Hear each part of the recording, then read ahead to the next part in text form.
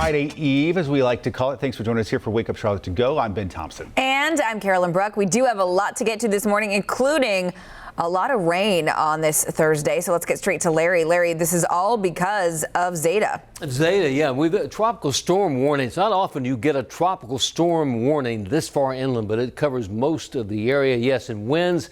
High winds will be the issue. I guess heavy rain, but high winds out there. Talking about gusts, and this is 11 o'clock this morning. Gusts well over 50 miles per hour. That continues right into the afternoon. So be aware.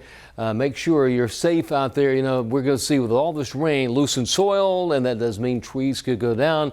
Power lines could lose a lot of power.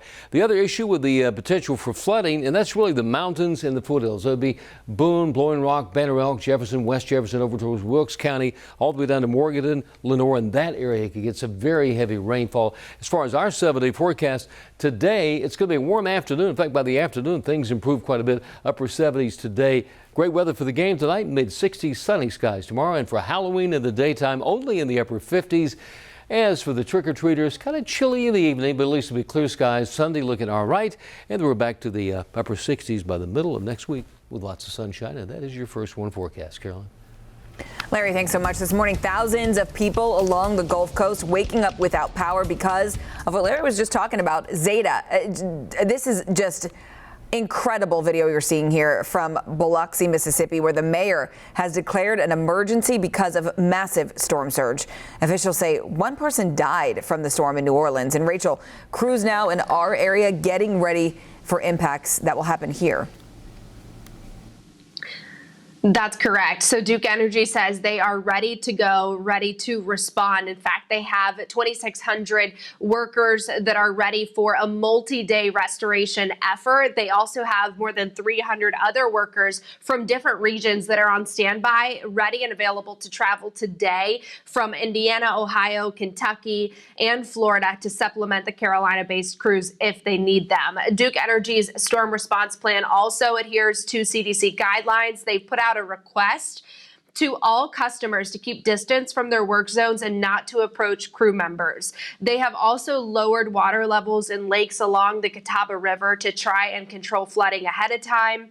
Make sure, here's a good reminder, that your family's emergency kit is ready with at least 2 weeks worth of things that you might need, that all phones and devices are charged. Remember, if the power does go out, to keep your fridge closed so that you can preserve the items inside as long as possible. And if you do have to go out during the storm, never drive through standing water. We often repeat this because unfortunately we still see it, so we cannot say it enough. Turn around, don't drown. And a lot of times you guys help us tell the story. So if you're watching this, you can drop us a comment, let us know where you're at, what you're seeing, or text us a picture or a video if you could do so safely to 704-329-3600. Back to you guys.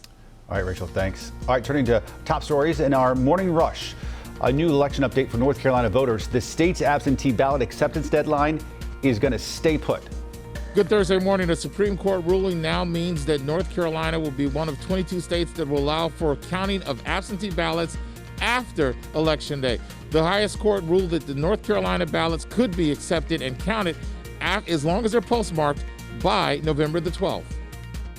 Good morning, I'm Billie Jean Shaw. CMS says all students must take their state tests in person, even if that student has been learning remotely. District leaders say they have to follow state and federal rules, and they've reached out to U.S. Education Secretary Betsy DeVos, and she told the state superintendent that she is not planning on granting waivers to districts. Today, President Trump making another stop in North Carolina. He's holding a rally at the Fayetteville Airport. It starts at 6:30. Now, this rally coming just 1 week after he held another rally, a big one in Gastonia. Today's rally marks the president's 9th visit to the Tar Heel State since the beginning of September. Tonight, the Panthers are going to take on the Falcons once again, this time here in Charlotte. Carolina beat the Falcons earlier this month down in Atlanta. The team still not set whether Christian McCaffrey will play, even though he has been at practice after that injury. Kickoff set for 8:20, Bank of America Stadium. Carowinds reopening next month for a holiday event. It's called Taste of the Season. It will run from November 21st through December 20th.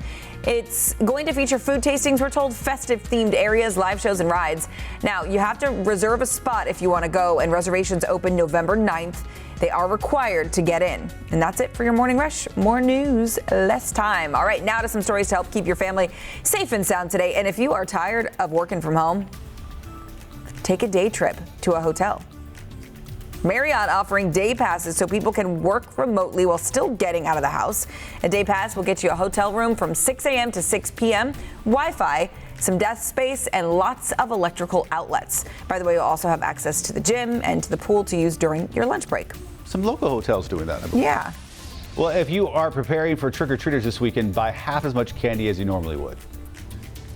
Why? Only 12% of families say they plan on going door-to-door this Halloween. That number is usually about 25%.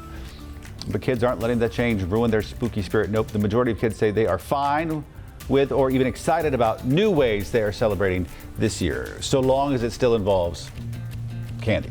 Yes. And But you know what? It just goes to show you, Ben, kids, sometimes we need to look to the kids, oftentimes, for the best wisdom.